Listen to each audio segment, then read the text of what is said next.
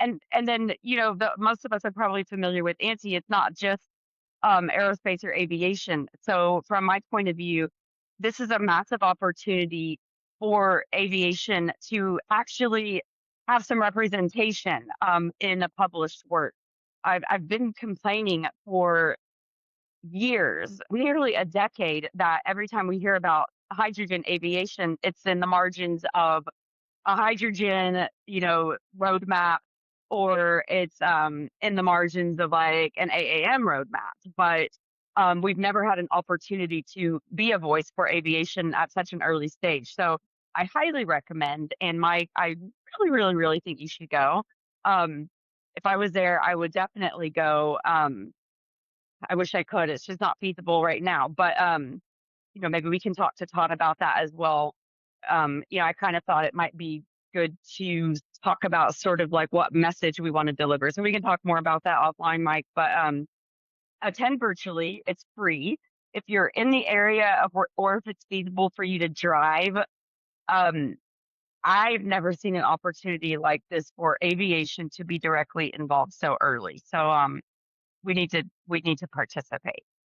Um, I Go ahead. certainly think it would be helpful to listen in on the afternoon of day one, but in day during day two, these discussions are going to run concurrently. So, for example, we might end up having infrastructure before lunch. We're not going to force people to talk for an hour and 15 minutes. If we conclude our, achieve our mission, we'll move on. But the infrastructure and the utilization and use applications discussion, I think, will be particularly of interest. I mean, obviously the storage will too, but but I really think a lot of the storage things when at least my time at Gamma, we talked a lot about airports and codes and things like that. So if you have limited time, I would say these sessions are going to be really important. We're very fortunate to have Earl Lawrence from Joby Aviation joining our panel. So obviously, some of the feedback that we get there will be incorporated into the report.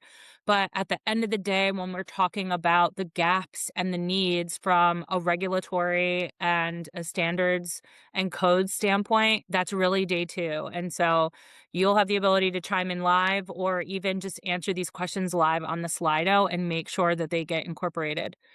One of the things that we talked about in our panel prep this morning was, even just standardizing too early and some of the nuances that come with that as well. So don't think it's like, what do we need to do now? But it's also thinking strategically about what we should wait on and what information we need first before we can get to standardization.